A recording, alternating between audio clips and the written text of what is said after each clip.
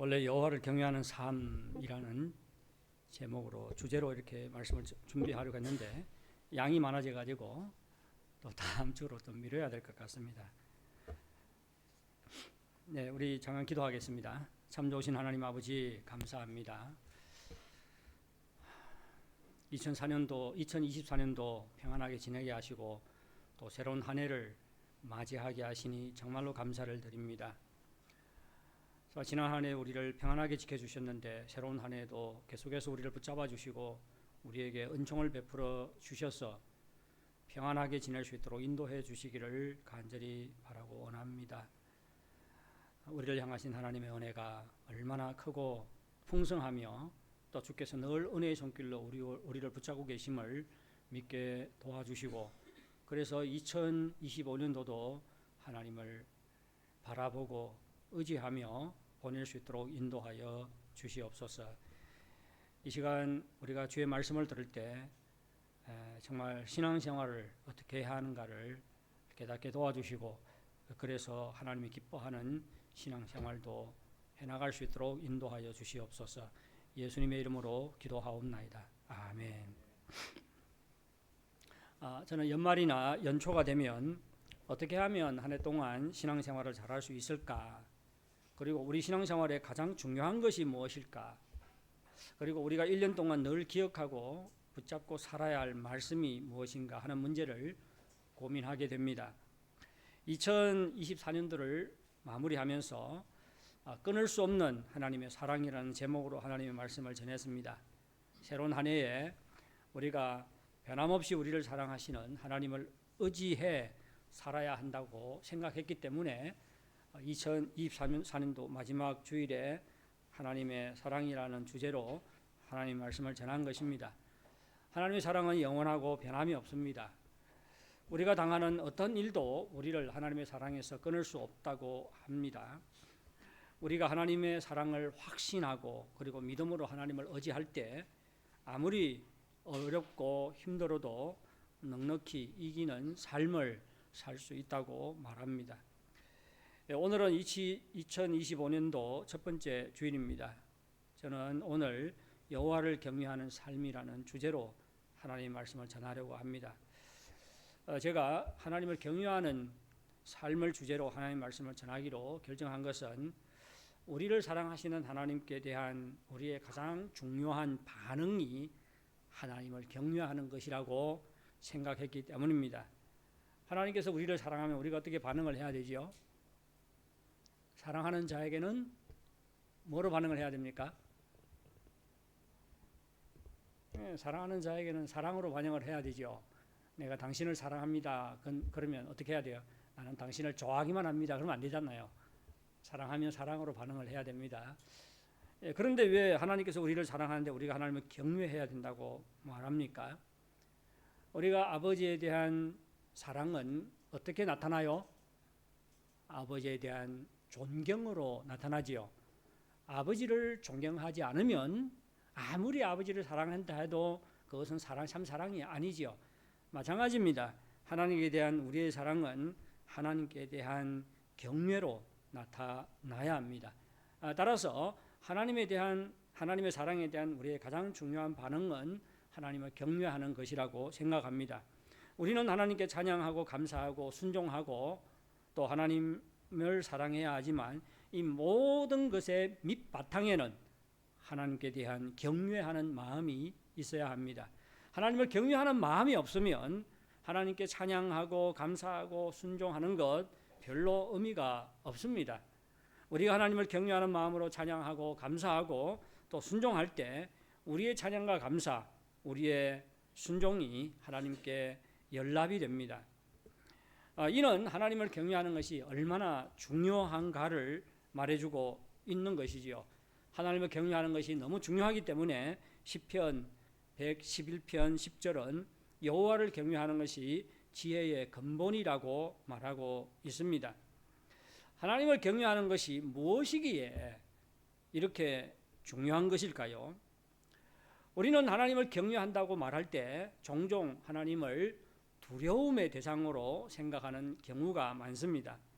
하지만 하나님을 경외한다는 말은 단순히 하나님을 두려워한다는 말이 아니라 하나님을 진지하게 대하고 하나님을 존경하고 높이는 이러한 마음의 자세를 말합니다. 하나님을 경외하는 사람은 하나님을 무시하지 않지요. 즉 다시 말해서 하나님이 존재하지 않는 것처럼 행동하고 살지 않습니다. 늘 하나님을 의식을 합니다. 하나님을 경외하는 자는 하나님을 의식을 해요. 그리고 무엇을 하든지 하나님께서 보신다고 생각을 하고 하나님 앞에서 행동을 합니다. 그리고 하나님의 뜻을 존중을 하지요. 성경에는 하나님을 경외하는 사람들이 많이 기록되어 있습니다. 하나님을 경외하는 사람 하면 누가 생각이 나요? 많은 사람들이 있습니다. 저는 성경에 하나님을 경외하는 사람이 누군가 이런 질문이 머리에 떠올랐을 때 가장 먼저 생각나는 사람이 요셉이더라고요. 보디발의 아내가 요셉을 유혹했을 때 요셉이 어떻게 대처를 하지요? 보디발의 아내의 요구를 거절하지요. 그러면서 이렇게 말했습니다. 내가 어찌 이 큰 악을 행하여 하나님께 죄를 지으리까? 요셉은 형들에게 팔려서 애굽에서 노예로 살고 있었어요. 하나님으로부터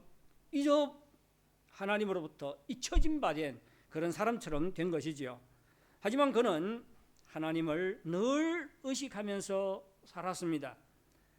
하나님께서 자신을 늘 보신다고 생각했지요.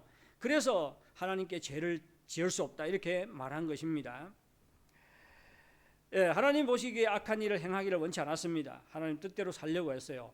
이와 같이 하나님을 의식하고 하나님을 존중하고 하나님의 뜻에 살려고 하는 마음의 자세가 바로 하나님을 경외하는 것입니다. 성경에는 또한 하나님을 경외하지 않는 사람들의 이야기도 많이 기록되어 있지요. 하나님을 경외하지 않는 자 누가 생각이 납니까?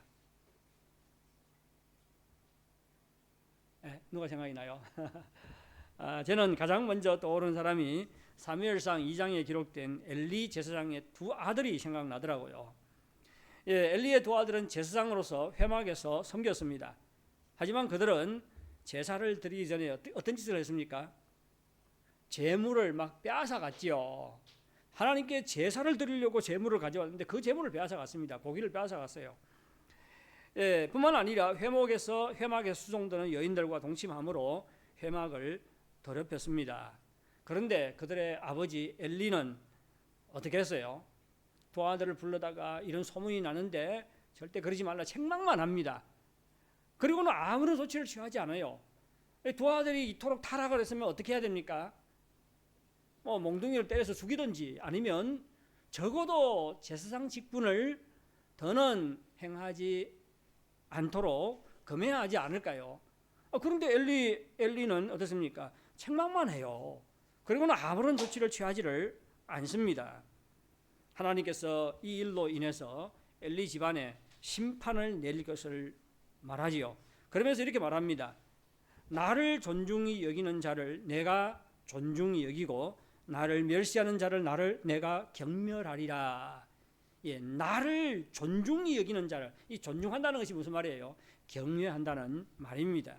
나를 존중히 여기는 자를 내가 존중히 여기고 나를 멸시하는 자를 내가 경멸하리라. 엘리의 두 아들은 제사장이었지만 하나님을 존중하지 않았습니다. 하나님을 멸시를 했습니다. 결국 그들은 비참한 죽음을 맞이하게 됩니다. 우리는 요셉과 엘리의 두 아들의 대조를 통해서 하나님을 경외하는 것이 무엇인지를 알 수가 있습니다. 하나님을 경외하는 것은 하나님을 의식하는 것이고 존중하는 것이고 높이는 것이고 그리고 또 매사에 하나님의 뜻대로 행하고자 하는 이러한 마음의 태도, 자세가 바로 하나님을 경외하는 것입니다. 그러면 여러분 보시기에 여러분은 하나님을 경외하는 사람이라고 생각하십니까? 손이 잘 꺼지지 않는가 봐요. 좀 도와주세요.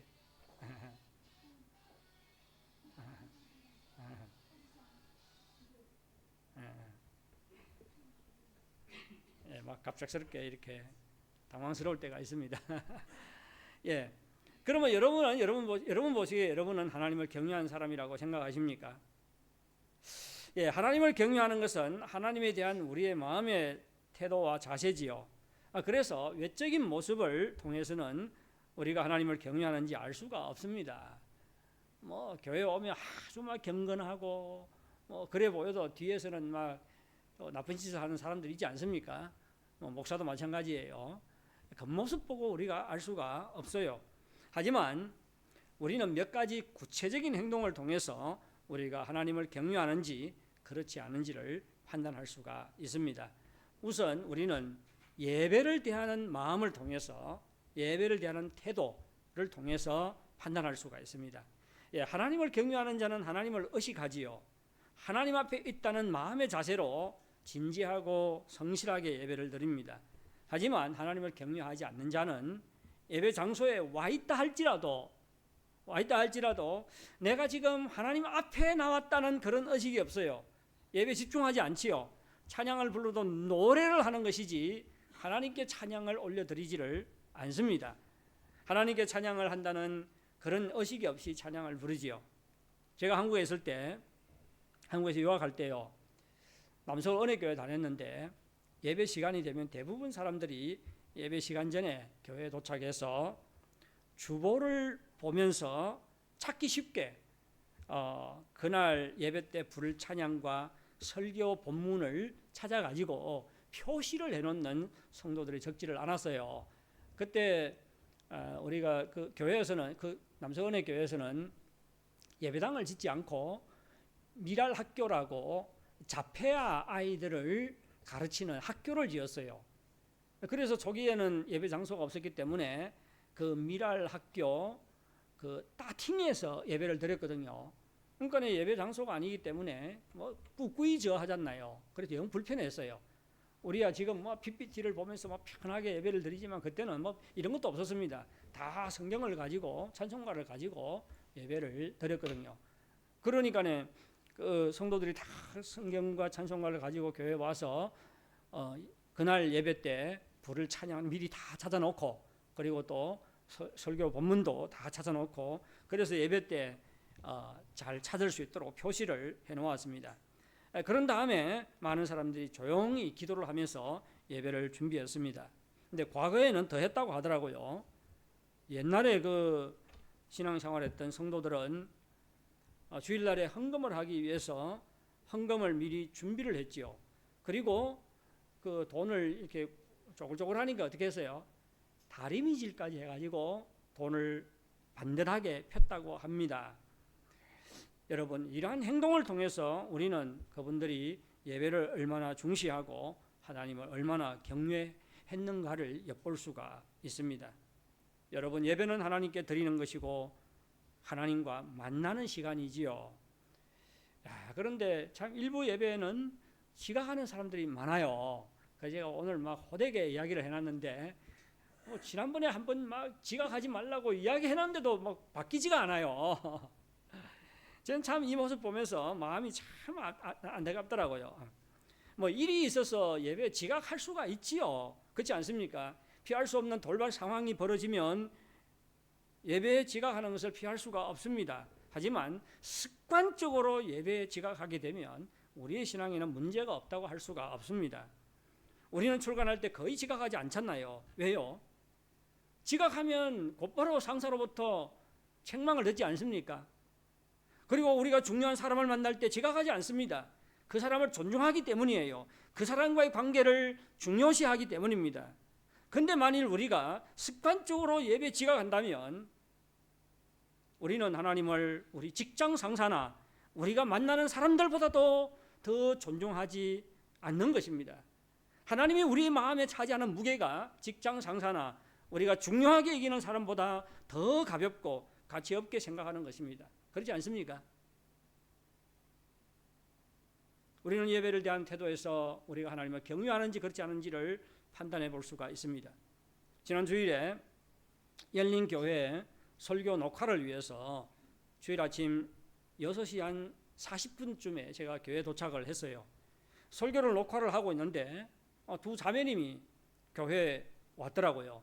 근데 내가 그 안에 문을 닫고 있었거든요. 그러니까 안에서 막 그 소리가 들리니까 그 문을 열고 들어오지 않고 저 厅에서 있었습니다. 그분이 도착했을 때는 7시 50분 전이었어요. 예, 교회 청소를 위해서 미리 온 것입니다. 한어부의 몇 명의 자매님들이 매주일 아침마다 일찍 교회에 와서 청소를 합니다.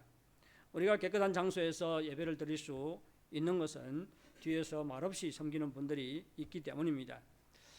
제가 이분들에 대해서 말씀을 드리는 것은 참 일부 2부 예배에는 지각하는 사람들이 없는데 일부 예배에 정말 지각하는 사람 7시 막 50분 막 8시 전에 와가지고 청소하는 사람도 있는데 예배를 드리러 오는 사람들이 늦게 떠나가지고 늘 그 지각하고 그런 모습 보면서 너무 안타까워가지고 이분들에 대해서 이야기를 했습니다. 8시 전에 교회 도착해서 청소하는 분들도 있는데 이것을 좀 기억하고 일찍 좀 집을 떠나라고 말하기 위해서 이분들에 대해서 이야기했습니다. 여러분, 올해는 정말로 예배에 성공하는 한 해가 되기를 바랍니다. 예배를 통해서 여러분이 하나님을 경외하는 사람이라는 것을 확인하고 드러낼 수 있기를 바랍니다. 둘째, 우리는 순종하는 삶을 통해서 우리가 하나님을 경외하는지 판단할 수가 있습니다. 하나님을 경외하는 사람은 하나님의 말씀에 순종합니다. 하나님을 경외하지 않으면요, 하나님 말씀을 아무리 읽어도 묵상해도 그 말씀대로 행하지를 않아요. 우리가 하나님을 경외할 때 하나님께 순종을 합니다. 이것은 마치 아버지를 존경하면 어떻습니까? 아버지의 말을 듣지요. 아버지를 존경하지 않으면 아버지가 말해도 듣지 않습니다. 귀찮아합니다. 마찬가지입니다. 우리가 하나님을 경외할 때 하나님의 말씀에 순종합니다. 읽고 묵상해도 순종하지 않는 것은 중간에 한 고리가 빠지기 때문이에요. 어떤 고리? 하나님을 경외하는 이 고리가 빠지면요, 아무리 읽고 묵상해도 삶 따로 말씀 따로입니다. 순종하지 않아요. 신명기 17장 19절은 하나님께서 이스라엘 왕에 대해서 교훈하는 건데 이렇게 말합니다. 평생에 자기 옆에 두고, 율법책을 평생에 자기 옆에 두라는 것입니다. 평생에 자기 옆에 두고 읽어서, 읽는 목적이 무엇이죠? 그의 하나님 여호와 경외하기를 배우며, 하나님의 말씀을 읽고 묵상함으로 하나님 경외하기를 배우라고 말합니다. 그의 하나님 여호와 경외하기를 배우며 이 율법의 모든 말과 그 이 규례를 지켜 행할 것이라. 몇 단계가 있습니까? 읽으라. 그리고 두 번째, 경외하기를 배우라. 세 번째가 뭐예요? 율법의 모든 말과 이 규례를 지켜 행하라. 이렇게 말합니다. 근데 중간 단계가 빠지면, 하나님을 경외하기를 배우는 딱 빠지면 어떻게 해요? 말씀을 읽어야 순종해야 되겠다, 적용해요. 하지만 순종하지를 못합니다. 하나님께서 이스라엘 왕에게 하나님의 율법책을 평생 옆에 두고 읽도록 하는 것은 그들로 하여금 하나님을 경외하기를 배우도록 하기 위해서입니다. 이는 그들이 하나님을 경외할 때 율법책의 모든 말과 규례를 지켜 행할 수 있기 때문입니다. 하나님을 경외하는 것은 순종의 전제 조건입니다. 그리고 순종은 하나님을 경외하는 마음의 뭐예요? 결과지요. 결과입니다. 따라서 우리는 우리의 순종 여부를 통해서 그 원인이 되는, 우리가 하나님을 경외하는지 그렇지 않은지를 판단할 수가 있습니다. 시편 111편 10절을 보아도 하나님의 말씀을 지키는 것이 하나님을 경외하는가를 판단하는 중요한 근거인 것을 알 수가 있습니다. 10절 어떻게 이야기합니까? 우리 다 같이 읽겠습니다. 시작. 여호와를 경외함이 지혜의 근본이라 그의 계명을 지키는 자는 다 훌륭한 지각을 가진 자이니 여호와를 찬양함이 영원히 계속되리로다. 이 구절은 병행 구절입니다. 병행 구절은 무슨 말인가 하면 전반절요, 여호와를 경외함이 지혜의 근본이라 이렇게 말하고 있지요. 그리고 후반절, 그의 계명을 지키는 자는 다 훌륭한 지각을 가진 자니, 이 두 마디의 말이 병행을 이룹니다. 더 구체적으로 말하면 지혜라는 말과 훌륭한 지각을 가졌다는 말이 병행이 되고, 여호와를 경외함이라는 말과 그의 계명을 지키는 자, 이것이 병행이 됩니다. 이러한 병행 관계는 여호와를 경외하는 자가 하나님의 계명을 지킨다는 것을 말합니다. 그리고 지혜로운 자는 어떻게 해요? 훌륭한 지각을 가진 자를 지혜 있다고 말하는 것이지요. 이러한 병행 관계를 통해서 우리는 여호와를 경외하는 자가 하나님의 계명을 지킨다는 것을 알 수가 있습니다. 따라서 우리는 하나님의 계명을 지키는가를 통해서 우리 자신이 하나님을 경외하는가를 판단할 수가 있습니다. 여러분은 하나님 말씀에 순종하며 사십니까? 아니면 육신에 이끌려 살아가십니까? 아무리 하나님의 말씀을 읽고 공부하고 묵상해도 우리에게 하나님을 경외하는 마음이 없으면 하나님의 말씀대로 살지 못합니다. 여전히 어디에 이끌려 살아요? 육체의 욕구에 이끌려 살아갑니다. 다른 말로 표현하면 뭘 선택을 해요? 육체가 편안한 것을 선택을 합니다. 그런데 우리에게 하나님을 경외하는 마음이 있을 때 우리는 육체에 이끌려, 육체의 사욕에 이끌려 행동하지 않고 하나님의 말씀에 따라 행동할 수가 있습니다. 여러분, 예배와 순종 외에도 하나님을 경외하는지 그렇지 않은지를 판단하는 많은 근거들이 있지요. 하지만 저는 예배와 순종이 하나님을 경외하는 가장 중요하고 또 가장 쉬운 증거라고 생각을 합니다. 여러분의 예배에 대한 자세, 그리고 하나님 말씀에 대한 순종 여부를 통해서 여러분이 하나님을 경외하는 사람인지 그렇지 않은지를 판단해 보시기 바랍니다. 뿐만 아니라 정말로 새로운 해 안에는 더욱더 성실하게 예배를 드리고 또 하나님 말씀에 순종하는 삶을 통해서 진정으로 하나님을 경외하는 사람들이 다 될 수 있기를 바랍니다. 그러면 왜 우리는 하나님을 경외해야 할까요? 우선 우리가 하나님을 경외해야 하는 것은 하나님을 경외하는 것이 인간의 본분이기 때문입니다. 제가 첫 번째, 두 번째는 오늘 본문에 그 근거가 좀 적어서 제가 작년 연초에 했던 그 말씀을 좀 따왔습니다. 우리가 하나님을 경외해야 하는 것은 하나님을 경외하는 것이 인간의 본분이기 때문입니다. 전도서 12장 13절에 이렇게 말합니다. 일의 결국을 다 들었으니 하나님을 경외하고 그의 명령을 지킬지어다. 이것이 모든 사람의 본분이니라. 이 구절은 하나님을 경외하는 것이 누구의 본분이라고 말합니까? 인간의 본분이라고 말합니다. 그리스도인의 본분이라고 말하지 않아요. 인간의 본분이라고 말합니다. 무슨 말이에요? 그리스도인들만 하나님을 경외해야 하는 것이 아니라 인간으로 태어난 자는 누구든지 하나님을 경외해야 한다는 말이지요. 우리는 여기에서 왜 우리가 하나님을 경외해야 하는가를 알 수가 있습니다. 왜 모든 사람이 하나님을 경외해야 합니까? 이것은 모든 자식이 부모를 공경해야 하는 것과 마찬가지입니다. 우리가 부모를 공경해야 하는 것은 부모가 능력이 있어서 돈이 많아서 유명해서 공경합니까? 어떻습니까? 그렇지 않아요. 우리가 부모를 공경해야 하는 것은 딱 하나의 조건이 있습니다. 부모가 우리를 낳아주었기 때문입니다. 그러면 왜 모든 인간의 본분이 하나님을 경외하는 것이라고 말할까요? 왜 그렇습니까? 하나님은 창조주여 우리는 피조물이기 때문입니다. 그렇죠? 우리 부모님이 우리를 낳아줬잖아요. 하나님께서 우리를 만드셨어요. 우리 부모님이 낳아줬어요.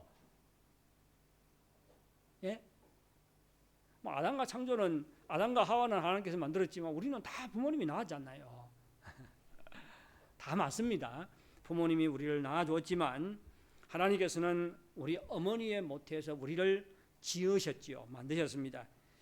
전에 제가 한 동영상을 보았는데 정자와 란자가 만나가지고 엄마 태 안에서 어떻게 아이로 변하는지 그 과정에 대해서 쭉 찍었더라고요. 와, 제가 그걸 보면서 너무나도 신기하고 기가 막히더라고요. 이 손이 저면은 딱 붙어서 이렇게 하나예요. 근데 신기하게 이렇게 5쪽으로 다 갈라지래요. 이거 6개로 갈라지지 않고 5개로 다 갈라져요. 그리고는 막 이렇게 얼굴이 만들어지는데 처음에는 뭐 그저 뭐 한 덩이입니다. 그런데 이게 여기 구멍이 생기고 그다음에 또 막 좀 지나니까 막 눈알이 생겨나고 막 그 과정을 보는데 너무 신기하더라고요. 그때 제가 생각한 것이 이거 지금 누가 만들고 있어요? 하나님께서 역사하지 않으면 이런 일이 일어날 수 있을까? 그런 생각이 들더라고요. 정자와 난자가 만나지만 정말로 그 인간 모양으로 만들어지는 그 과정은 하나님께서 역사하셨다는 그런 확신이 들더라고요. 하나님의 창조의 역사가 아니면 우리가 이렇게 규칙적이고 또 정교하고 복잡하잖아요. 복잡하지요. 이런 인간으로 만들어질 수가 없습니다. 하나님은 우리 모두의 창조자이시고 우리는 하나님의 피조물입니다. 따라서 우리가 하나님을 경외하는 것은 우리의 본분이고 이것은 당연한 것입니다. 여러분, 우리가 유한한 피조물로서 영원하고 전능하신 창조주 하나님을 경외하는 것은 마땅합니다. 우리가 하나님을 경외할 때 가장 인간다운 인간이 되는 것이죠. 인간의 본분이잖아요. 가장 인간다운 인간이 되는 것이고 그리고 가장 인간답게 사는 것이에요. 그렇지 않습니까? 부모를 공경해야 사람이지요. 그렇지 않습니까? 부모를 공경하지 않으면 이거 뭐예요, 이거? 예, 가장 인간다운 인간이 되는 길, 가장 인간답게 사는 것, 하나님을 경외하는 것입니다. 둘째, 우리가 하나님을 경외해야 하는 것은 하나님이 우리의 모든 것을 감찰하시고 심판하시기 때문입니다. 예, 전도서 12장 14절에 이렇게 말합니다. 하나님은 모든 행위와 모든 은밀한 일을 선악간에 심판하시리라. 예, 은밀한 일까지 아신다는 것이지요. 왜요? 감찰하시기 때문입니다. 또 심판하십니다. 하나님께서 모든 행위와 모든 은밀한 일을 선악간에 심판한다고 하는데 하나님께서 이렇게 하실 수 있는 것은 하나님께서 모든 것을 감찰하시기 때문입니다. 하나님은 우리의 행위를 감찰할 뿐만 아니라 우리의 은밀한 것까지 속속들이 감찰하시는 분입니다. 우리는 다른 사람 앞에서 많은 비밀들이 있지요. 여러 비밀들이 있습니다. 하지만 하나님 앞에서는 아무런 비밀도 없습니다. 하나님은 모르는 것이 없어요. 우리 내면 깊숙이도 다 들여다보시는 분이십니다. 예수님께서는 우리에게 구제하거나 기도하거나 금식할 때 어떻게 하라고 했습니까? 뭐 기도할 때는 골방에 들어가서 기도하고 금식할 때는 어떻게 해요? 머리에 기름을 바르고 화장을 하고 이쁜 모습으로 금식을 하라고 했지요. 그리고 구제할 때는 오른손이 하는 것을 왼손이 모르게 하라고 했습니다. 즉 다시 말해서 막 북치고 장구치면서 막 티를 내면서 하지 말고 다른 사람이 모르게 하라고 가르쳤습니다. 그러면서 예수님께서 이런 말씀을 하셨어요.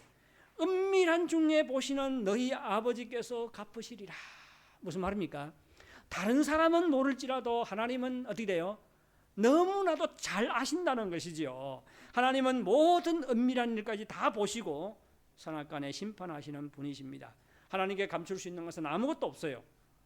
여러분, 하나님께서 우리의 은밀한 것까지 모두 감찰하시고 그리고 장차 선악간에 심판하시는 분이라면 우리가 어떻게 해야 될까요? 두려워해야 되지요. 경외해야 합니다. 하나님이 진짜 이런 분이라면 하나님을 경외하지 않는 것은 어리석은 것입니다. 하나님을 경외하는 것이 지혜로운 것이고 마땅한 것입니다. 셋째, 우리가 하나님을 경외하는 것은 하나님의 이름이 지극히 거룩하고 또 지극히 존귀하기 때문입니다. 시편 111편은 하나님께 대한 찬양과 감사로 시작을 합니다. 우리 1절 보면 어떻게 시작을 해요? 할렐루야 하지요. 근데 중국어 성경은 할렐루야는 하나님을 찬양하는 뜻이잖아요. 중국어 성경은 오메야 짠메 여호와 이렇게 번역을 해놨어요. 할렐루야로 번역하지 않고. 예, 그리고 마지막에 보면 여호와께 감사하리로다 이렇게 말합니다. 그런데 10절을 보면요, 여호와를 찬양함이 영원히 계속되리로다 이렇게 말합니다. 그래서 시편 111편은 모두 10절로 되어 있는데 찬양과 감사로 시작해서 뭐로 마무리합니까? 찬양으로 마무리하고 있습니다. 찬양이 어떻게 돼요? 이 시 전체를 감싸고 있지요. 그래서 우리는 이 111편의 내용이 하나님을 찬양하는 것이라는 것을 알 수가 있습니다. 그러면 2절부터 9절은 무엇인가 하면 왜 우리가 하나님을 찬양해야 하는지 그 찬양의 이유를 말하고 있습니다. 첫 번째 찬양의 이유는 하나님께서 이스라엘 백성을 위해서 행하신 일들입니다. 2절부터 6절을 한번 보시도록 하겠습니다. 하나님께서 이스라엘 백성을 위해서 무슨 일을 행하셨는지를 보겠습니다. 2절에 보면 이렇게 말해요. 2, 3절은 평가예요. 여호와께서 행하시는 일들이 크시다. 크신 일을 행하셨다는 말이잖아요. 이를 즐거워하는 자들이 다 기린도다. 기린다는 것은 중국말로 카오차, 연구한다. 뭐 이렇게 번역을 해놨어요. 하나님은 크신 일을 행하시는 분이다. 그리고 3절, 그의 행하시는 일이 존귀하다는 것은 영광스럽다는 말입니다. 존귀하다. 그리고 엄위하며 장엄하다. 홍해가 갈라지고 이스라엘 백성들이 강을 건너갈 때 장엄해요? 장엄하지 않아요? 장엄하다는 것입니다. 그리고 그의 의가 영원히 서 있다. 의는 언약적인 개념이에요. 하나님은 의로운 분이다. 하나님께서 이스라엘 백성들을 위해서 이렇게 크고 영광스럽고 장엄한 일을 행한 것은 하나님은 의로운 분이기 때문입니다. 언약에 신실하신 분이기 때문이에요. 아브라함과 이삭과 야곱에게 한 약속을 기억하셨기 때문입니다. 먼저 2, 3절은 하나님께서 행하신 일이 크신 일이요 존귀하고 엄위한 일이라고 말한 후에 4절부터 6절까지 하나님께서 구체적으로 어떤 일을 행하셨는지를 말하고 있습니다.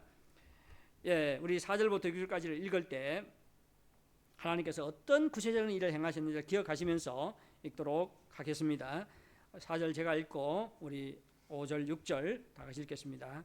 그의 기적을 사람이 기억하게 하셨으니 여호와는 은혜로우시고 자비로우시도다.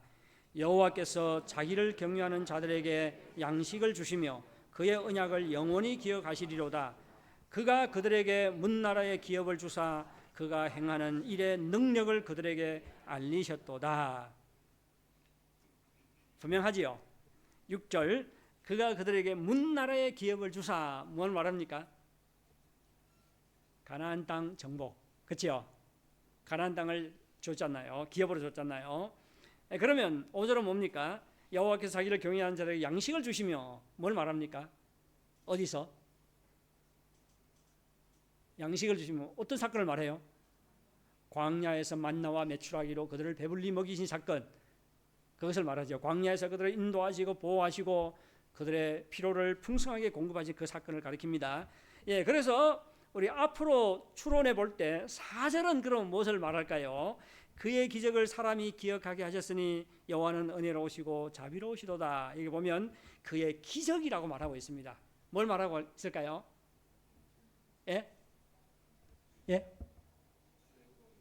출애굽, 그렇지요.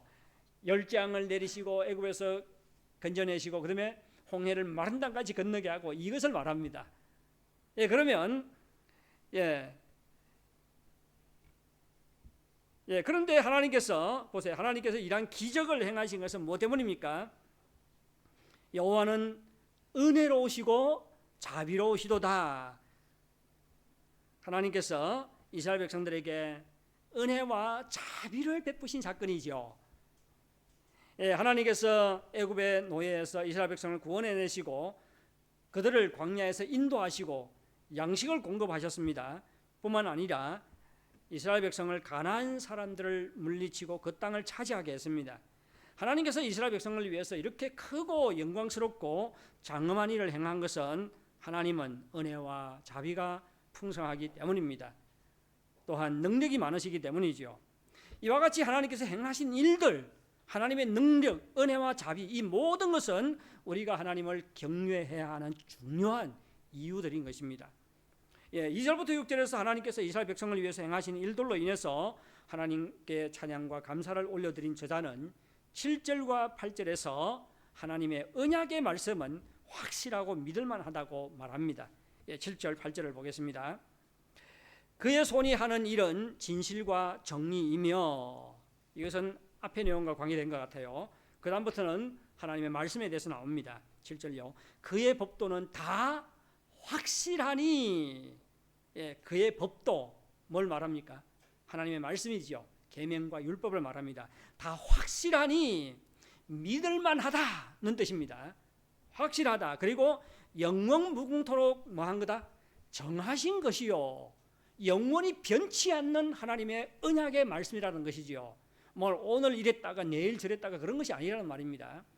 우리 사람이 늘 저보고 왜 그렇게 말이 빨리 변하는가 그래요. 저도 모르겠어요. 왜 이렇게 말이 빨리 변하는지. 뭐 이걸 먹을래 그래요. 그러면 저는 생각도 안 하고 일단은 뭐예요? 받아 먹는 게 아니고 먹지 않는다고 말해요. 이렇게 대답해놓고 나면 또 먹고 싶어져. 그러면 어떻게 돼? 좀 달라고 이야기해요. 그러면 금방 안 먹겠다고 해놓고 왜 달라고 하는가 하고 그럽니다. 이것이 반복이 되다 보니까네, 제가 우리 집 사람한테 굉장히 북카우프한 사람입니다. 이 말하고 행동하는 게 너무 달라요. 이거는 뭡니까? 믿을만 하지 않고 정함이 없지요. 막 이랬다 저랬다 하는 거지요. 그런데 우리 하나님은 어떻다고요? 확실하다고 말합니다. 믿을만 하다는 것입니다. 그리고 영원토록 정하신 것이 변함이 없다는 것이지요. 진실과 정의로 행하신 것이라. 여러분, 하나님의 말씀은 확실하고 영원무궁토록 정하신 것이고 진실과 정의로 행하셨다고 말합니다. 한마디로 하나님의 말씀은 무엇이죠? 언약의 말씀입니다. 우리가 하나님의 말씀을 순종해야 하는 것은 그 말씀이 하나님께서 우리와 맺은 언약의 말씀이기 때문입니다. 하나님의 언약의 말씀은 신뢰할 만하다는 뜻이지요. 하나님의 말씀이 신뢰할 만한 것은 그 이유가 무엇이에요? 제 말은 믿지 못하겠다. 우리 집사람이 그럽니다. 제 말을 믿지 못하겠다 그래요. 왜 저의 말을 믿지 못합니까? 이 정목사라는 사람이 북카우프하기 때문이지요.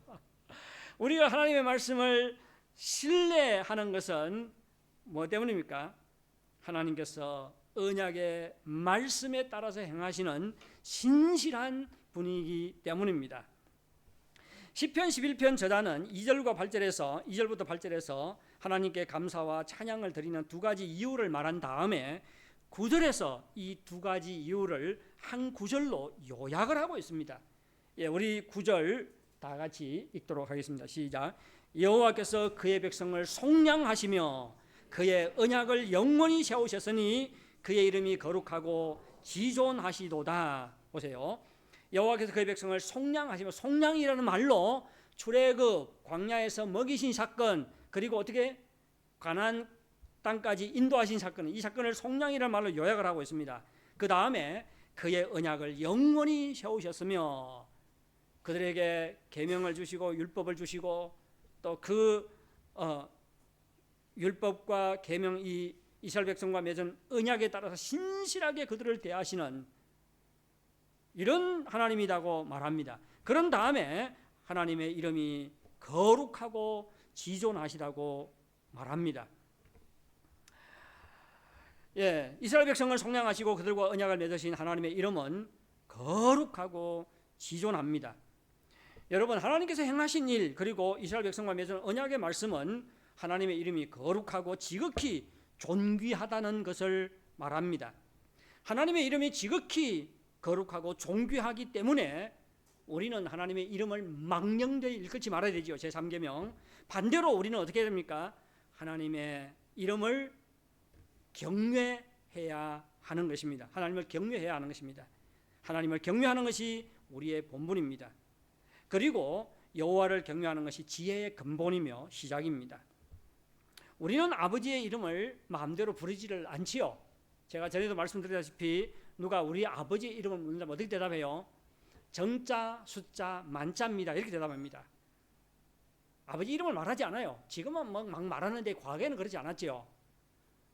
아버지 이름을 말하는 것이 아니라 글자를 말하지요. 정자, 숫자, 만자입니다. 이렇게 말합니다. 마음대로 부르지 않습니다. 다른 사람들이 우리 아버지의 이름을 가지고 장난을 하면 나를 놀려대는 것보다도 더 화를 내지요. 그렇지 않습니까? 나를 놀려대는 것보다 더 화를 냅니다. 왜요? 아버지를 존경하기 때문입니다. 그런데 우리 하나님은 우리 아버지보다도 100배, 만배 더 존귀하신 분입니다. 하나님과 같은 분이 없어요. 하나님은 거룩하신 분이지요. 거룩하다는 것은 다른 피조물들과 전혀 다른 존재라는 말입니다. 뿐만 아니라 하나님은 지극히 존귀한 자입니다. 하나님과 같은 분이 없습니다. 우리는 이것을 알고 하나님께 감사와 찬양을 올려드려야 할 뿐만 아니라 하나님을 더욱 경외해야 합니다. 여러분, 그런데 하나님은 오늘도 우리 가운데 능력으로 역사하십니다. 뿐만 아니라 예수 그리스도를 통해서 우리와 새 언약을 맺으시고 그 언약에 따라서 은혜와 자비를 베푸십니다. 하나님의 능력의 역사 그리고 하나님의 언약의 말씀을 통해서 하나님의 이름이 지극히 거룩하고 존귀하신 것을 깨달으시기 바랍니다. 그리고 더욱 하나님을 경외하는 자가 되기를 바랍니다. 하나님을 경외함으로 인간의 본분을 다하는 사람이 되기를 바랍니다. 하나님을 경외함으로 지혜로운 자가 되기를 원합니다. 사랑하는 성도 여러분, 하나님은 창조주시고 우리는 하나님의 피조물들입니다. 그리고 하나님은 우리의 모든 것, 은밀한 것까지도 감찰하시고 선악간에 심판하시는 분이십니다. 뿐만 아니라 하나님의 이름은 지극히 거룩하고 존귀하십니다. 따라서 하나님을 경외하는 것은 우리 모두의 본분이며 지혜의 시작입니다. 우리 모두가 새로운 한 해에는 더욱 하나님을 경외하는 자가 되기를 바랍니다. 그리고 우리의 예배와 순종을 통해 우리가 진정으로 하나님을 경외하는 자인 것을 드러내는 여러분들이 되시기를 바랍니다. 예, 우리 다 같이 찬송가 393장을 부르도록 하겠습니다.